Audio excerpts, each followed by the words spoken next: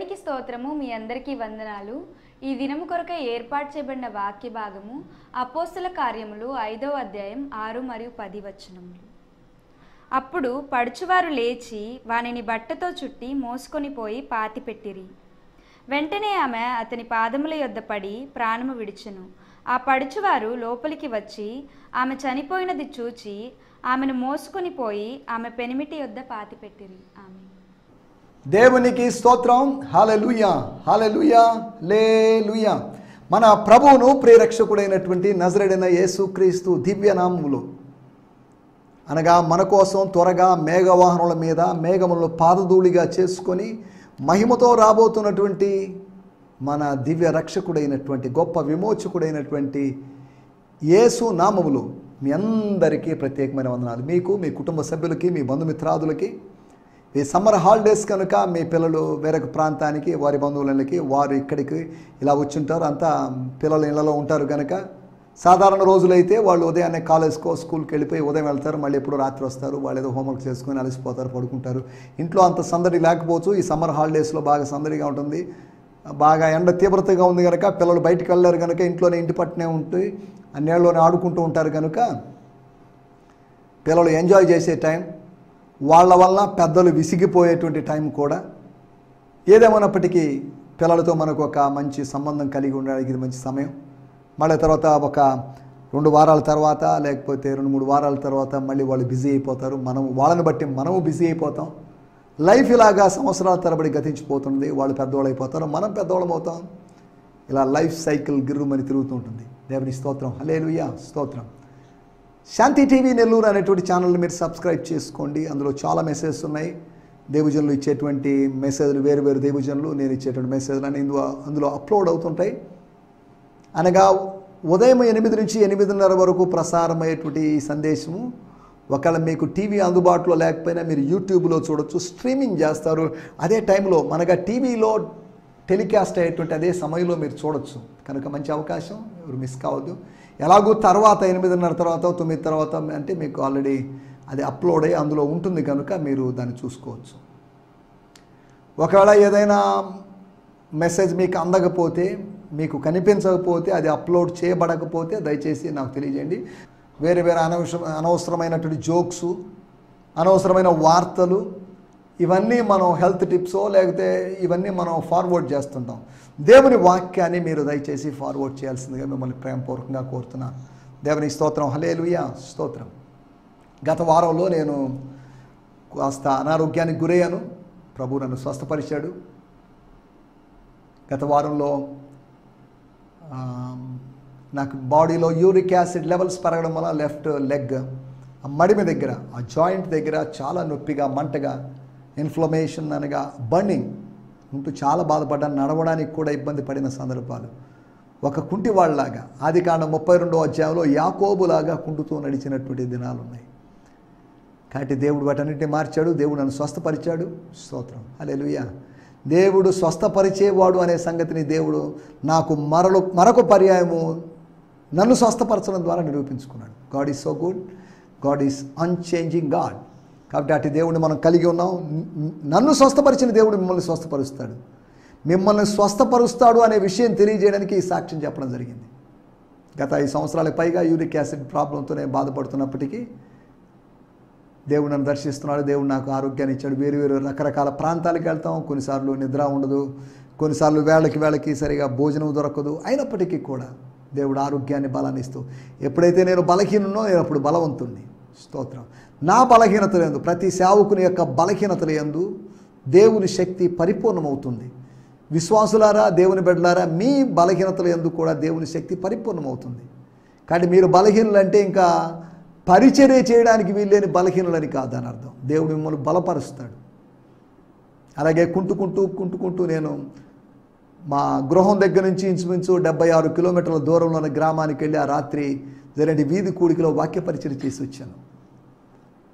11వ తేదీ నేను కృష్ణా జిల్లా మచిలీపట్నం దగ్గర అర్తమూరు అనే ప్రదేశానికి వెళ్లాల్సింది. కానీ అనివార్య కారణాల వల్ల, ఈ అనారోగ్య కారణాన్ని బట్టి వెళ్ళలేకపోయాను.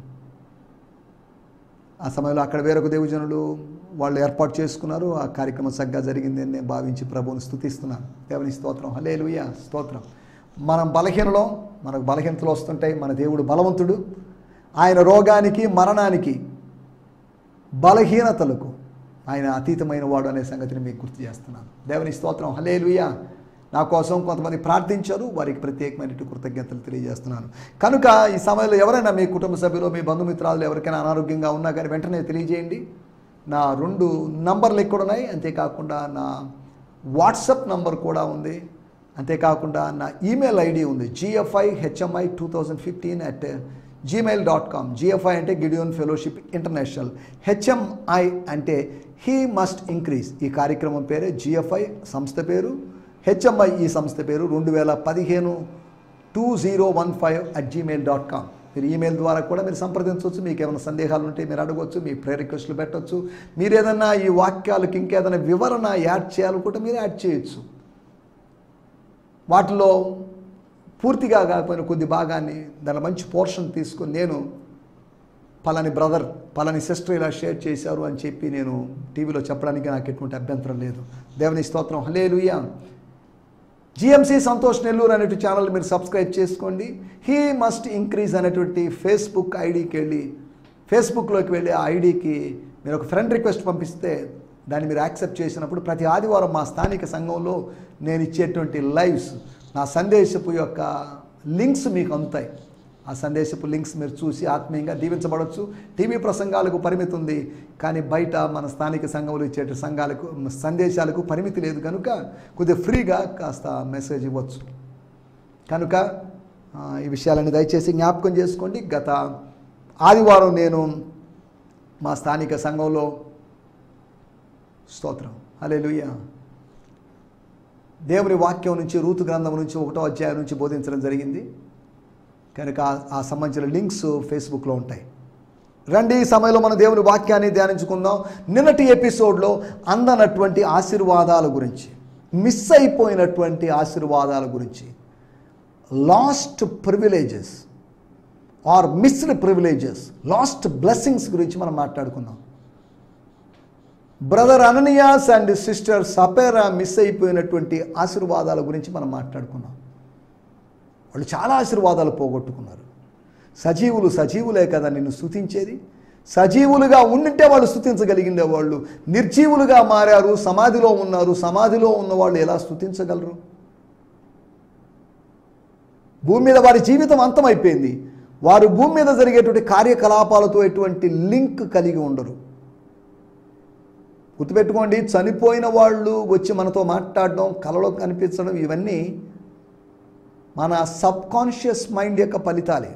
అదే సమయంలో కొన్ని దురాత్మల ప్రభావం వల్ల కూడా కొంతమంది అదే పనిగా, ఒక సహోదరి ఆమె తన భర్త చనిపోయిన తర్వాత ఇంచుమించు 3-4 నెలలు ఏమాత్రం అసలు నిద్ర పట్టకుండా చాలా ఇబ్బంది పడుతుండేది. కారణం ఏంటంటే ప్రతి రాత్రి ఆమె నిద్రించిన కాసేపటికి చనిపోయినటువంటి ఆమె భర్త గారు కల్లోకి వచ్చి ఇక ఆమెకు అన్నం తినిపించడమనో, లేకపోతే ఆమెను ఎత్తుకోవడమనో, ఆమె పట్ల ప్రేమ చూపించడం అనేటువంటి కార్యకలాపాలు చేయడం వల్ల ఇవే ఆలోచనలో పడిపోయి తాను భోజనం చేయకుండా ఉంటుంది. సహోదరి దగ్గరికి వెళ్ళి నేను కలిసినప్పుడు, ఏంటమ్మా పరిస్థితి ఏంటి అంటే, ఇది సార్ ఇలా ఉంది, మీరు ఎందుకు చెప్పలేదమ్మా అని దేవుని సేవకులు మేము కొంతమంది ప్రార్థన చేశాం. ప్రార్థన చేసిన ఆ రోజు నుంచి ఆ పీడ కళ రావడం ఆగిపోయింది. ఆమె ప్రశాంతంగా నిద్రపోవడం ఆరంభించింది. సాతాను ఇటువంటి మన మెమరీస్కి సంబంధించినటువంటి, ఓల్డ్ మెమరీస్కి సంబంధించినటువంటి, లేకపోతే బిటర్ మెమరీస్కి సంబంధించినటువంటి ఆ డ్రీమ్స్ అవి మనకు కలుగు చేసి గతములోకి మనల్ని నెట్టేస్తాడు. దేవుడిచ్చే డ్రీమ్స్ భవిష్యత్తులోకి మనల్ని తీసుకుని వెళ్తాయి. సాతానుడిచ్చేటువంటి డ్రీమ్స్ గతంలోనే మనల్ని పడేస్తాయి. కాబట్టి చనిపోయిన వాళ్ళు ఎవరు మాట్లాడరు. గుర్తుపెట్టుకోండి, చనిపోయిన వాళ్ళు విశ్రాంతి, వాళ్ళు తమ క్రియలు మాని, తమ పనులు మాని విశ్రాంతిలో ఉన్నారని దేవుని వాక్యంలో రాయబడింది. కానీ వాళ్ళు మాట్లాడతారనుకోవడం భ్రమ. మొదటి సమూయేలు గ్రంథము 28వ అధ్యాయంలో ఎందోరులో ఒక కర్ణ పిశాచము కలిగినటువంటి స్త్రీ సమూయేలును రప్పించాలన్నప్పుడు అని సౌలు అడిగినప్పుడు వెంటనే అతను వచ్చినట్లుగా ఆయన సమూయేలు కాదని, సమూయేలు లాంటి వాడని ఇలా బైబిల్ పండితులు రకరకాలుగా వ్యాఖ్యానించారు. నా మాటల యొక్క ఉద్దేశం ఏంటంటే జాగ్రత్త, don't be deceived by all this dreams and visions అని చెప్పడమే నా యొక్క ఉద్దేశం. భూమి మీద జీవించారు, చనిపోయారు. భర్త కావచ్చు, భార్య కావచ్చు, బిడ్డలు కావచ్చు. అసలు డెత్ ఈస్ ఎ రియాలిటీ. దాన్ని మనం జాగ్రత్తగా ఫేస్ చేయాలి. ఎందుకని ఇవన్నీ ఇంట్రడక్షన్గా చెప్తున్నానంటే ఈరోజు సందేశంలో మనం వాటిని గురించి మాట్లాడుకోబోతున్నాం. యెరూషలేము రివైవల్ని, జెరూసలేం రివైవల్ అండ్ సమారిటన్ రివైవల్ని ఈ దంపతులు మిస్ అయిపోయారు. కొన్ని రోజులుంటే ఆ రివైవల్లో వాళ్ళు కూడా భాగమై ఉండేవాళ్ళు, కానీ దే మిస్డ్ ద ఛాన్స్. అంతేకాకుండా వాళ్ళు మిస్ అయింది, they missed the opportunity of suffering for Christ. Afflictions for Christ అనే దాన్ని మిస్ అయిపోయారు. క్రీస్తు కొరకైనటువంటి నిందను శ్రేష్టమైనటువంటి భాగ్యంగా, ధన్యతగా భావించేటువంటి అనుభవాన్ని వాళ్ళు మిస్ అయిపోయారు. రోజుల్లో కష్టపడుతుంటే ఎవరైనా సేవకులారా, మీరు దాని గురించి సనగాల్సిన అవసరం లేదు. It's a blessing. భోజనానికి ఇబ్బంది పడేటువంటి సేవకులు చాలామంది ఉన్నారు. బిడ్డల్ని చదివించుకోవడానికి ఫీజు కట్టడానికి స్తోమత లేనటువంటి సేవకులు చాలామంది ఉన్నారు. అలాగని 10 సంస్థల చుట్టూ దయచేసి తిరగొద్దు. ఉన్నది ఒకే ఒక సంస్థలో వాళ్ళు 100 ఇచ్చినా, 200 ఇచ్చినా, 500 ఇచ్చినా, 1000 రూపాయలు ఇచ్చినా తీసుకొని అక్కడ సాటిస్ఫై ఉండండి, స్తోత్రం చెప్పండి. ఆ మీ నూనెయు పిండియు తరగనివ్వకుండా ఆస్వాదించే దేవుడు ఉన్నాడు. God is so faithful. దేవుని స్తోత్రం. నేను ఒక సంస్థలో పనిచేస్తూ ఉన్నాను, కానీ ఆ సంస్థ ఇచ్చేదానికన్నా ఇంచుమించు 3 రెట్లు అధికంగా మా స్థానిక సంఘం నాకు ఇస్తుంది. నన్ను గుర్తించి ఇస్తున్నారు. వాళ్ళు ఇచ్చేదానికన్నా 3 రెట్లు అధికంగా ఇస్తున్నారు. దాని ద్వారా నా ఫ్యామిలీ రన్ చేసుకోగలుగుతున్నాను. ఇవన్నీ చెప్పకూడని విషయాలు, పర్సనల్ విషయాలు అయినప్పటికీ కూడా చెప్తున్నాను. ఇవన్నీ ఎందుకు చెప్తున్నా అంటే God is our provider. Organisation is not our provider. Foreigner is not our provider. God is our provider. We should live by faith. సంస్థ మీద ఆధారపడ్డమో, విదేశీయుడి మీద ఆధారపడ్డమో అనేది విశ్వాస జీవితం కాదు. అది it's not living by faith, it's living by sight. వెలిచూపు వలన నడవడం. వెలిచూపు వలన నడవడం ఆశీర్వాదం కాదు, అది శాపంగా మారుతుంది. విశ్వాసం వల్ల నడవడం ఆశీర్వాదకరంగా మారుతుంది. దేవుని స్తోత్రం. హల్లెలూయా. ఈ కార్యక్రమాన్ని ఎవరైనా సేవకులు వింటున్నట్లయితే వారికి ప్రత్యేకమైన వందనాలు. ప్రైజ్ లార్డ్ అండి. సేవకులారా, మీరు ఎక్కడున్నారో, ఏ ప్రాంతం వారో నాకు తెలియదు, కానీ ఒకవేళ మీరు కామెంట్ సెక్షన్లో పెట్టండి, I'm from pastor so and so from Hyderabad, I'm pastor so and so from Vikarabad, Nizamabad అనేది ఒకటి పెట్టేసేయండి. దేవుని స్తోత్రం. హల్లెలూయా. స్తోత్రం. May God bless you. Thank you for watching this programme. ఎప్పుడైనా మీ ప్రాంతాలకు అవసరమైతే నన్ను పిలవండి. నేను వచ్చి మీ మధ్యలోకి వచ్చి వాక్య పరిచర్య చేయడానికి, ఉచితంగా వాక్య పరిచర్య చేయడానికి సిద్ధంగా ఉన్నాను. దేవుని స్తోత్రం. హల్లెలూయా. నిన్నటి ఎపిసోడ్లో మనం ఆలోచించినట్టు విషయం, వాళ్ళు జెరూసలేం రివైవల్ని, సమారిటన్ రివైవల్ మిస్ అయిపోయారు. అంతేకాకుండా వాళ్ళు మిస్ అయిపోయినటువంటి మరొక విషయం, శ్రమ పడేటువంటి ధన్యతను మిస్ అయిపోయారు. 4వదిగా వాళ్ళు మిస్ అయిపోయింది, సౌలు యొక్క సాక్ష్యాన్ని మిస్ అయిపోయారు. సౌలు జీవితంలో అద్భుతాలన్నీ ఒక ఎత్తు, రోగులు బాగు కావడం, దెయ్యాలు వెళ్ళగొట్టబడడం ఒక ఎత్తు, కానీ ఒక మనిషిలో కలిగినటువంటి పరివర్తన, ఒక మనిషిలో కలిగినటువంటి మేల్కొల్పు, ఒక మనిషిలో కలిగినటువంటి ఆ చేంజ్ ఉంది చూసారా, రాడికల్ చేంజ్, విప్లవాత్మకమైన మార్పు. That's a miracle of God. U turn తీసుకున్నటువంటి అపోస్తులునే పౌలు. యూటర్న్ తీసుకుని సౌల్ అనే వ్యక్తిని తన దారిని వెళ్తున్నప్పుడు, హలో టర్న్ దిస్ సైడ్ అని యూటర్న్ తీసుకునేటట్టు చేశాడు. మీ కుటుంబాల్లో కూడా కొంతమంది యవన బిడ్డలు ఉన్నారు. స్తోత్రం. హల్లెలూయా. ఆ యవనస్తులు కూడా యూటర్న్ తీసుకునే రోజులు సమీపంగా ఉన్నాయి. అనగా వాళ్ళు ఇష్టానుసారంగా పోతున్నారు, విచ్చలవిడిగా తిరుగుతున్నారు. వాళ్ళని పట్టుకునే రోజులు త్వరగా ఉన్నాయి. ప్రార్థనలో తల్లిదండ్రుల సిద్ధంగా ఉండాల్సిందిగా కోరుతున్నాను. స్తోత్రం. నేను ఒకప్పుడు నా ఇష్టానుసారంగా జీవిస్తున్నాను, దేవుడు నాకు ఒక యూటర్న్ ఇచ్చాడు. సరే, దేవుని స్తోత్రం. మనకు సమయం లేదు కనుక మనం ఈ సమయంలో దేవుని వాక్యాన్ని ధ్యానించుకుందాం. అపోస్తల కార్యములు 5వ అధ్యాయము 6వ వచనము మరియు 10వ వచనం. ఎస్. అప్పుడు పడుచువారు లేచి వానిని, అనగా అననీయ గారిని, అననీయ అన్నయ్యని బట్టతో చుట్టి, అననీయ అంకుల్ని బట్టతో చుట్టి మోసుకొని పోయి పాతి పెట్టిరి. తర్వాత వెంటనే ఆమె ఆ డబ్బు దగ్గరే పడి, పాదాల దగ్గర డబ్బు ఉంది, డబ్బు దగ్గర ఆమె పడిపోయింది, ప్రాణము విడిచెను. ఆమె చనిపోయింది చూచి అర్థమైపోయింది చనిపోగానే.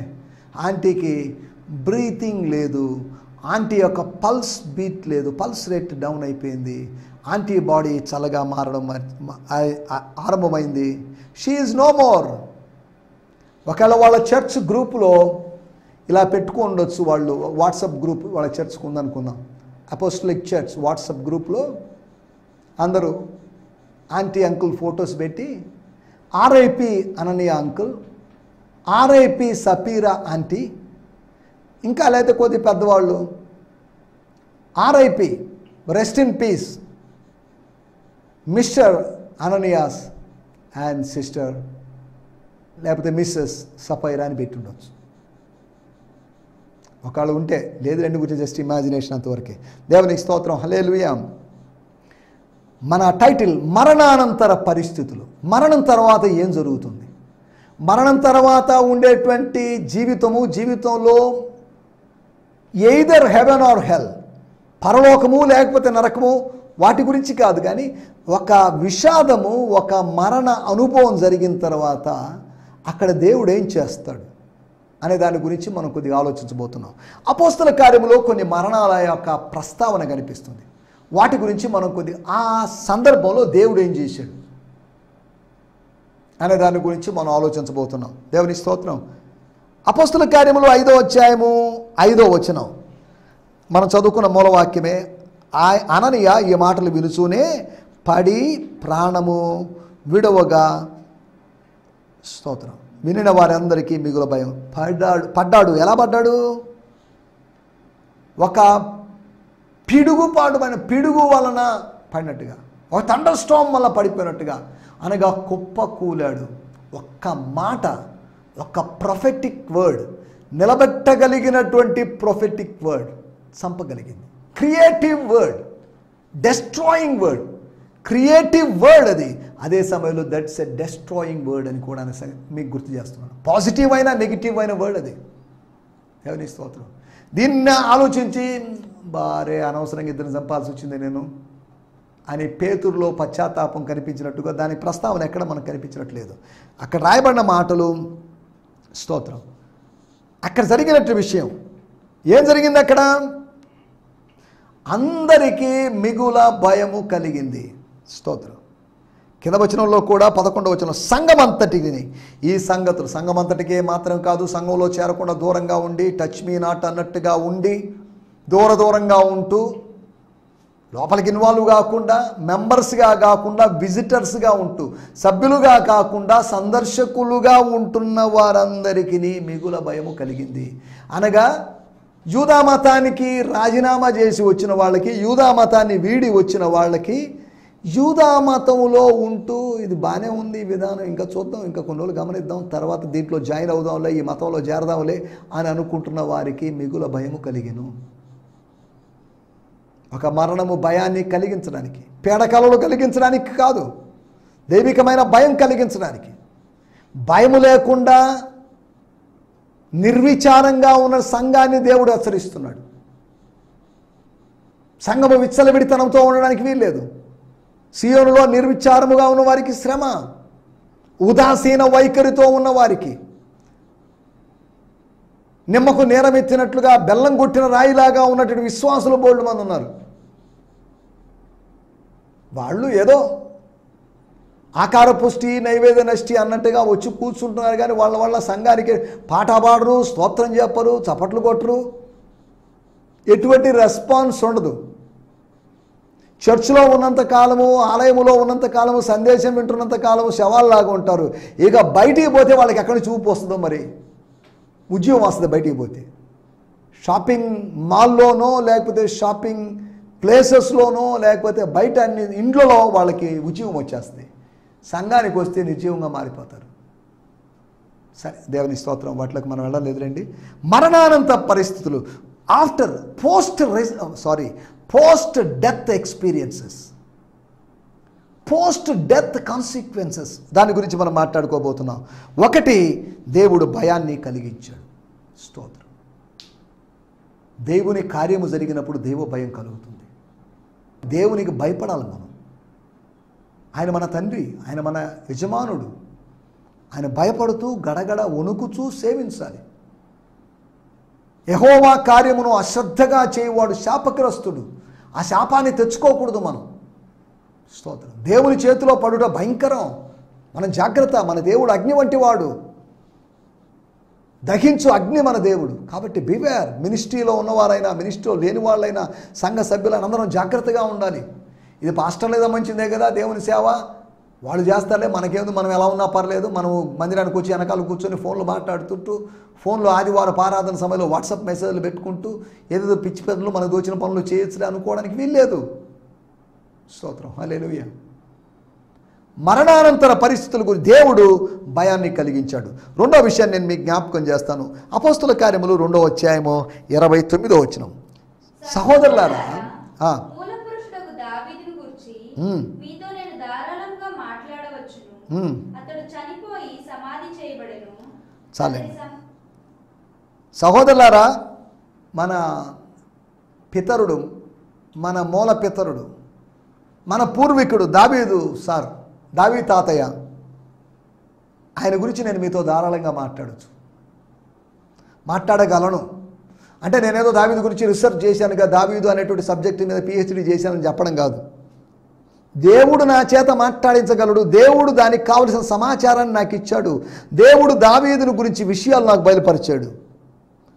అతడు చనిపోయి సమాధి చేయబడిన. చనిపోయి సమాధి చేయబడింది నిన్న మొన్న కాదు. అతడు చనిపోయి అనేక వేల సంవత్సరాలైంది, అనేక వందల సంవత్సరాలైంది. అయినప్పటికీ పెంతికోస్తు పండుగ రోజు తన ప్రసంగం మధ్యలో దావీదుని గురించి చెప్తానంటాడేంటి? స్తోత్రం. దావీదు రాబో వానికి గుర్తయి ఉండెను అని బైబిల్లో లేదు? రోమాపత్రిక 5వ అధ్యాయంలో ఆదాము రాబో వానికి గుర్తయి ఉండెను. అలాగైతే పాత నిబంధనలోని వ్యక్తులందరూ రాబోవాడు అనగా యేసుకు గుర్తై ఉన్నాడు.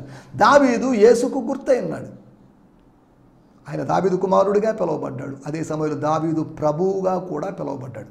సరే, వీటన్నిటిలో మనం వెళ్ళలేదు. 2వ అధ్యాయం మనం ధ్యానించుకున్నాం కాబట్టి, రెండవది దేవుడు నన్ను ప్రేరేపిస్తాడు, నేను మాట్లాడతాను.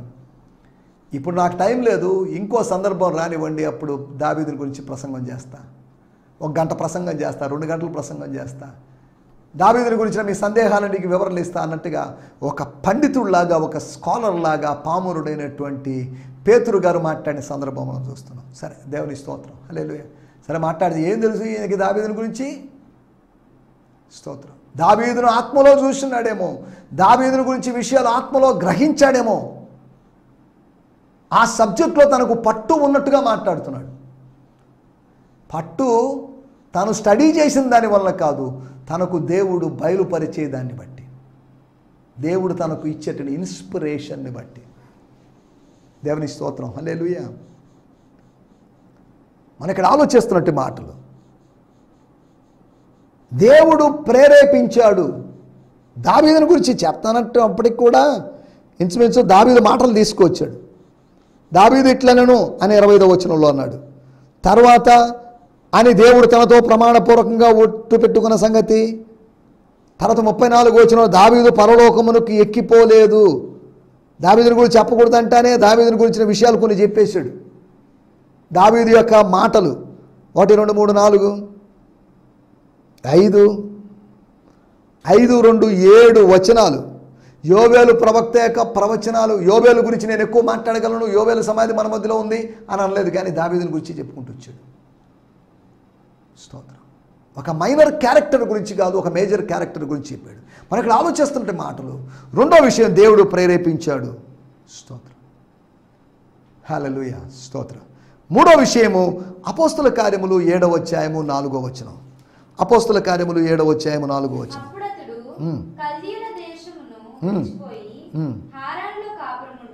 అప్పుడు అతడు అంటే అబ్రహాము, మన పితరుడైన అబ్రహాము అని 7:2 ఉంది. స్తోత్రం. అతని తండ్రి అయినటువంటి తెరహు చనిపోయిన తర్వాత మీరిప్పుడు కాపురమున్న ఈ దేశమందు అనగా మనం ఉంటున్నటువంటి కానానులో కనాన్ అనేటువంటి వాగ్దాన దేశంలో దేవుడు అతనిని తీసుకుని వచ్చాను. ప్రశ్న, దేవుడు అతన్ని ఎలా తీసుకొచ్చాడు? ఆదికాండం 11వ అధ్యాయంలో అతనితో మాట్లాడి తీసుకొచ్చాడు. స్తోత్రం. దైవస్వరము వినని అబ్రహాము దైవస్వరం విన్నాడు. తండ్రితో మాట్లాడి అలవాటు పడి, తండ్రి స్వరము వినడంలో అలవాటు పడి, తండ్రి స్వరం వినడానికి ఇష్టపడేటువంటి అబ్రహాము తండ్రి మాట్లాడలేని పరిస్థితి వచ్చినప్పుడు, మన భౌతికమైన తండ్రులు ఒకరోజు మాట్లాడరు, కానీ మన పరలోకపు తండ్రి నిత్యం మాట్లాడతాడు కాదా? స్తోత్రం, హల్లెలూయా. మన భౌతికమైన తండ్రుల మీద వాళ్ళతో ఏర్పరచుకునే బంధం కన్నా మన ఆత్మీయ తండ్రి, మన పరలోకపు తండ్రితో బంధాన్ని ఏర్పరచుకోవాలనే సంగతిని ఈ సందర్భంలో గుర్తు చేస్తున్నాను. దేవుని స్తోత్రం. దావీదు అపోస్తుల కార్యకాలంలో చనిపోయాడని కాదు, అబ్రహాము తండ్రి అపోస్తుల కార్యములు కాలంలో చనిపోయాడని కాదు. అపోస్తుల కార్యములో ప్రస్తావించబడిన విషయాలను ఆధారంగా చేసుకొని, ఒకటి మరణానంతర పరిస్థితులు దేవుడు భయాన్ని కలిగించాడు, రెండోది దేవుడు ప్రేరేపించాడు, మూడు దేవుడు మాట్లాడాడు. దేవుడు అబ్రహాముతో మాట్లాడాడు. అబ్రహాము సేవిస్తున్న దేవుళ్ళు అప్పటి వరకు 75 సంవత్సరాలు ఏ దేవుడు తనతో మాట్లాడలేదు. స్తోత్రం, హల్లెలూయా. 76వ సంవత్సరంలో నిజ దేవుడు, సృష్టికర్త అయిన దేవుడు యెహోవా దేవుడు ఆయనతో మాట్లాడాడు. 4వ విషయం నేను మీకు జ్ఞాపకం చేస్తాను. అపోస్తుల కార్యములు 8వ అధ్యాయము 2వ వచనం. అపోస్తుల కార్యములు 8వ అధ్యాయం. భక్తిగల మనుషులు ఏం జరిగింది ఇక్కడ?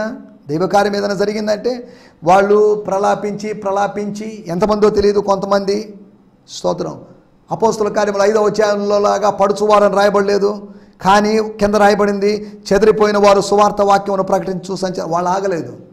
మా పాస్టర్ గారిని చంపారు, అవసరమైతే మమ్మల్ని కూడా చంపేయండి, we don't care, we are ready to preach gospel. ఏ సువార్తను ప్రకటించి మా దేవజనుడు చనిపోయాడు, అదే సువార్తను మేము ప్రకటిస్తూనే ఉంటామని తెగింపుతో వాళ్ళు ముందుకు సాగారు. భక్తి కలిగిన ఆ మనుషులు తెగించారు. ఇక్కడ గమనించాల్సిన విషయం, అపోస్తుల కార్యముల్లో 5వ అధ్యాయములో రాయబడిన మాటలు 6వ వచనము మరియు 10వ వచనంలో రాయబడింది పాతిపెట్టిరి అని రాయబడింది. అంత పెద్దగా గంభీరంగా లేదు ఆ మాట, కానీ ఇక్కడ రాయబడింది సమాధి చేసిరి అని రాయబడింది. అనగా దేవుడు దుఃఖపడేటటువంటి వాళ్ళని ఓదార్చాడు. స్తోత్రం. దుఃఖపడేవారు ధన్యులు, వారు ఓదార్చబడదని. చివరి మాట నేను మీకు గుర్తు చేస్తాను. అపోస్తుల కార్యములు 9వ అధ్యాయము 37 మరియు 39 వచనాల్లో మనం గమనిస్తే అక్కడ ఒక సహోదరి చనిపోయింది. దేవుడు ఆమె చేసిన పనులను, ఆమె పనులు చేయడానికి అవకాశం ఇచ్చాడు, ఆ పనులు గుర్తు చేసుకోవడానికి దేవుడు అవకాశం ఇచ్చాడు. స్తోత్రం. మరణానంతర పరిస్థితుల్లో కూడా దేవుడు మరణించలేదు, దేవుడు మరణించడు, మరణానంతరం కూడా దేవుడు మనతో కూడా ఉంటాడనే సంగతిని గుర్తు చేస్తూ నా మాటలు ముగిస్తున్నాను. దేవుని స్తోత్రం. హల్లెలూయా, హల్లెలూయా. మీ అందరికీ వందనాలు. ఈ సందేశము మీకు ఆశీర్వాదకరంగా ఉందని నమ్ముచున్నాము. ప్రార్థనా అవసరతల కొరకు మమ్మల్ని సంప్రదించవలసిన మా చిరునామా గిద్యోన్ మిషన్ చర్చ్, 6వ వీధి, శాంతినగర్, నెల్లూరు 4, ఆంధ్రప్రదేశ్. పిన్ 524004. మా ఫోన్ నంబర్లు 7036443613 మరి ఒక నంబర్ 9392293010. మా ఈమెయిల్ ఐడి gfihmi2015@gmail.com. దేవుడు మిమ్మును ఆశీర్వదించునుగాక. ఆమేన్.